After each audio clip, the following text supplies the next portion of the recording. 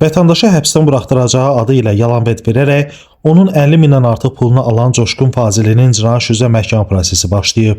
Bakı Ağır Cinayətlər Məhkəməsinin hakimi Hüseyn Hüseynlinin sədrliyi ilə keçirilən prosesdə zərərçəkmiş Samirə Məmmədova ifadə verib.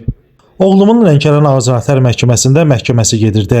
O, Cinayət Məcəlləsinin 234.4.3-cü, yəni satış məqsədi ilə narkotik vasitələrin qanunsuz dövriyyəsi maddəsi ilə təqsirli bilinirdi.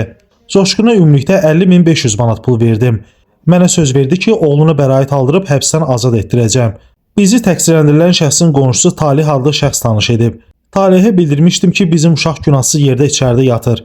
Talih mənə dedi ki, mənsiz Coşquna pul verməyin. Coşqun bizə ilk olaraq 25.000 manat demişdi.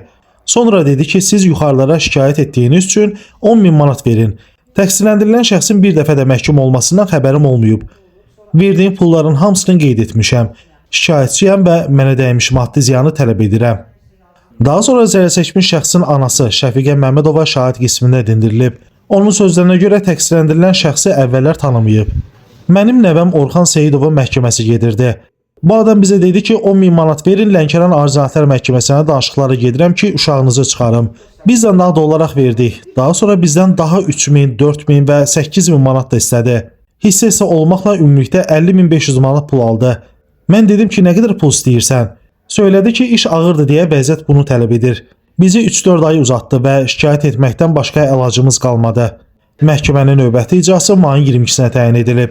Qeyd edək ki, Coşqun Faziliyə qarşı Cinayət Məcəlləsinin 178.3.2, yəni külli miqdarda dərəduzluq etmə maddəsi ilə ittiham rəsülüb. Orxan Rasifoğlu, məhkəmə xəbərləri.